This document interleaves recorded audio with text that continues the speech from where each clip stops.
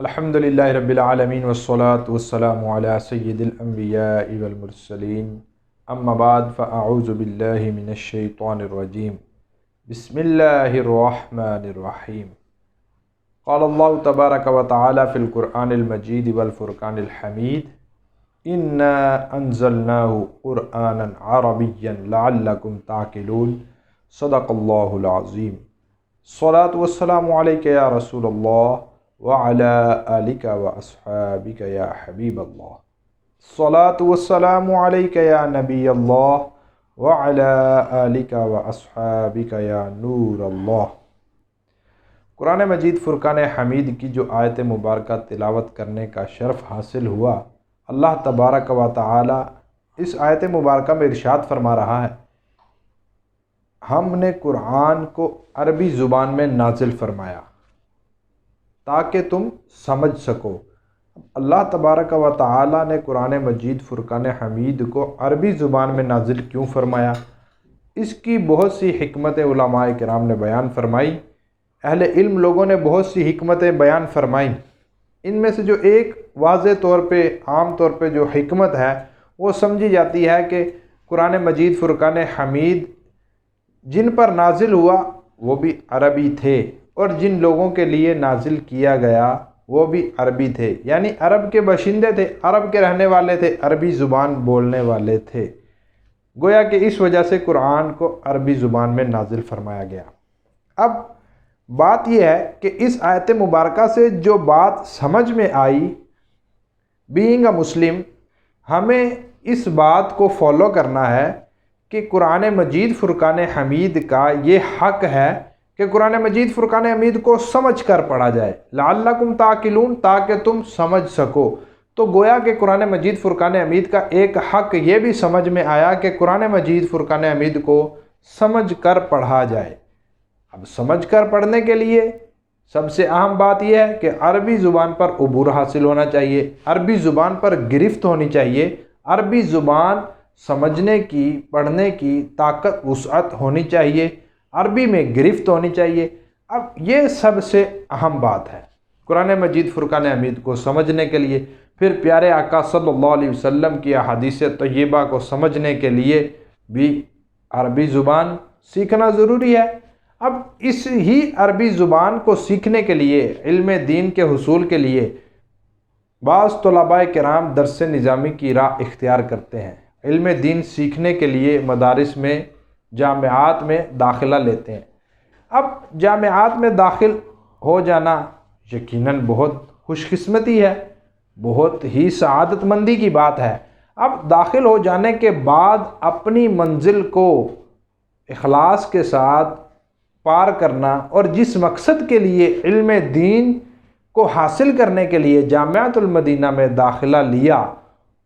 اس مقصد کو سمجھنا، اس پر گرفت حاصل کرنا، یہ بہت ضروری ہے۔ اب اکثر دیکھا جاتا ہے کہ بعض طلباء کرام پہلا سال، دوسرا سال، تیسرا سال، چوتھا سال، اسی طرح 8 سال مکمل ہو جانے کے بعد بھی عربی زبان میں گرفت حاصل نہیں کر پاتے، عربی زبان کو مضبوط نہیں کر پاتے، عربی پڑھنا درست انداز سے نہیں سیکھ پاتے، ترجمہ کرنا درست انداز سے نہیں سیکھ پاتے۔ یہ سب سے اہم اور بنیادی باتیں۔ اب 8 سال یار عربی کے ساتھ آپ نے گزارے، اور پھر 8 سال کے بعد اگر ہم عربی پر گرفت نہ کر سکے، عربی کو سمجھ نہ سکے، تو پھر 8 سال کہاں گزارے، یہ بھی غور کرنے والی بات ہے۔ اب یہاں پہ دیکھیں، اب جس مقصد کے لیے یہاں پہ عربی زبان کو سیکھنا تھا، وہ مقصد تھا قرآن مجید فرقان حمید کا فہم، احادیث طیبہ کو سمجھنا۔ اب جب قرآن مجید فرقان حمید کا فہم حاصل نہ ہوا، احادیث طیبہ کو سمجھنے کی طاقت پیدا نہ ہوئی، احادیث طیبہ کو پڑھنے کی وسعت، پڑھنے کی طاقت پیدا نہ ہوئی، تو پھر سمجھ جائیں کہ یار 8 سال میں ہم نے کیا سیکھا۔ بنیادی باتیں ہیں جن پر کمزوریاں پہلے سال کی، کچھ دوسرے سال کی، کچھ تیسرے سال کی، کچھ چوتھے سال کی کمزوریاں ہیں، جو انسان کو آخر دورۃ الحدیث شریف تک جن کا سامنا کرنا پڑتا ہے۔ اگر پہلے سال سے، دوسرے سال سے، تیسرے سال سے، چوتھے سال سے ہی ان کمزوریوں کو دور کر لیا جائے تو انشاءاللہ العزیز درست انداز میں عربی پڑھنا، آسان طریقے سے عربی پڑھنا، درست انداز میں عربی پڑھنا انشاءاللہ بہت جلد آ جاتا ہے۔ لیکن بات یہ ہے کہ آپ عربی پڑھنے میں مہارت حاصل کرنا چاہتے ہیں تو کوشش کتنی کرتے ہیں۔ آئیے ہم اب عربی کی طرف چلتے ہیں کہ عربی سیکھنا، ہم عربی سیکھنا چاہتے ہیں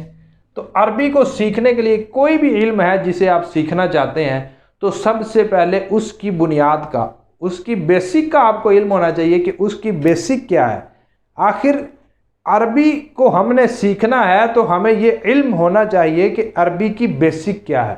اہل علم لوگوں نے بیسکس آف عربک، اہل علم لوگوں نے عربی کی بنیاد دو چیزوں پر قائم کی، دو علوم پر قائم کی۔ سمجھ لیں کہ اہل علم لوگوں نے عربی کو دو علوم میں ڈیوائیڈ کیا بیسک طور پر، کہ آپ عربی سیکھنا چاہتے ہیں، آپ عربی پڑھنا چاہتے ہیں، آپ عربی بولنا چاہتے ہیں تو آپ کو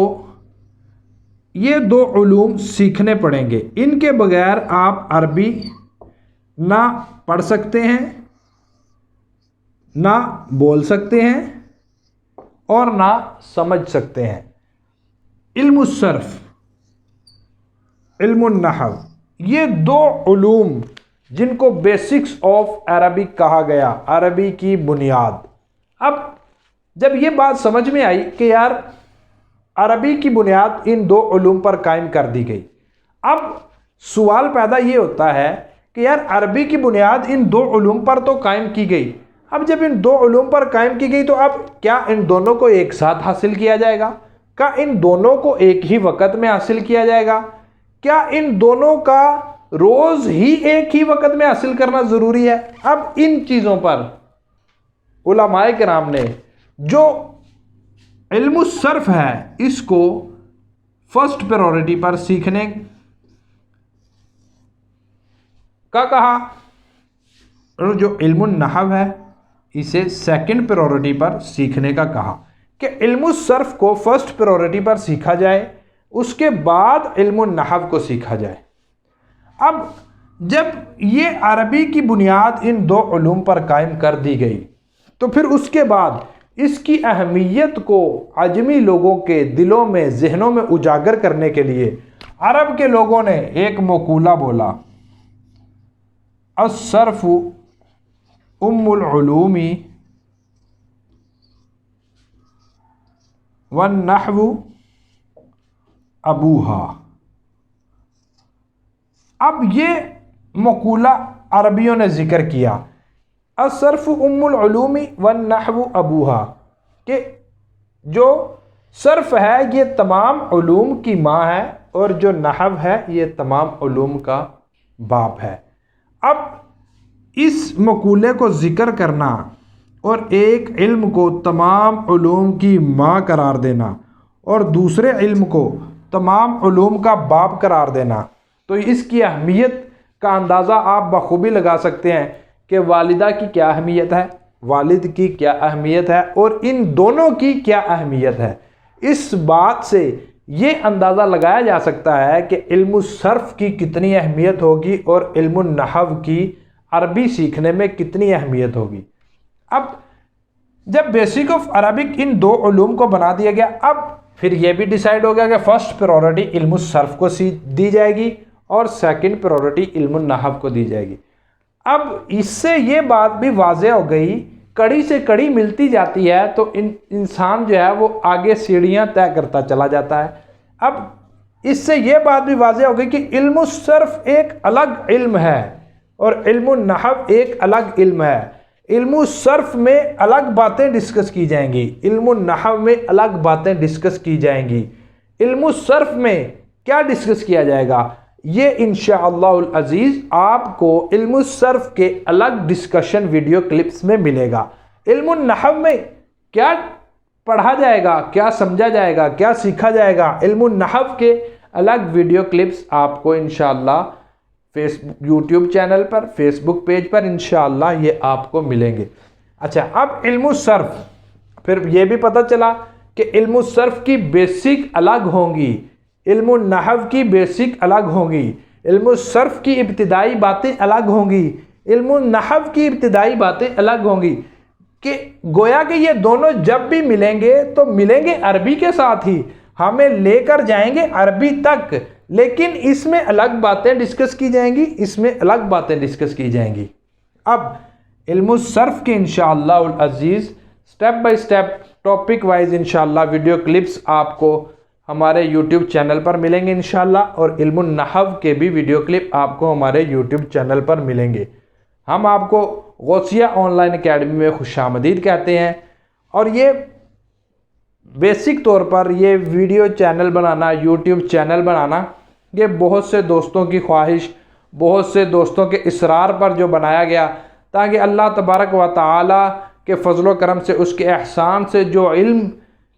کا کچھ حصہ ہمیں عطا ہوا، اسے آگے ڈیلیور کیا جائے، اسے دوسروں تک پہنچایا جائے، تاکہ کمزور طلباء کرام کو عربی سیکھنا آسان ہو جائے۔ ان کے لیے انشاءاللہ آسان سے آسان طور پر جتنا ہو سکا اسے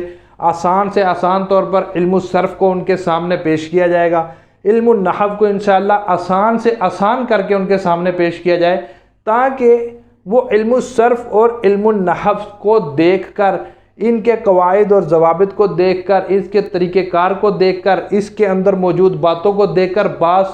طلباء کرام گھبرا جاتے ہیں۔ انشاءاللہ گھبرانا نہیں ہے، اللہ تبارک و تعالی سے دعا ہے کہ ہمیں استقامت کے ساتھ یہ علم الصرف اور علم النحو سکھانے کی توفیق عطا فرمائے۔ آمین بجاہ النبی الامین صلی اللہ تعالی علیہ وآلہ وسلم۔ ہمارے یوٹیوب چینل کو سبسکرائب کیجئے اور بیل آئیکن کو پریس کیجئے انشاءاللہ، تاکہ آپ کو ہمارے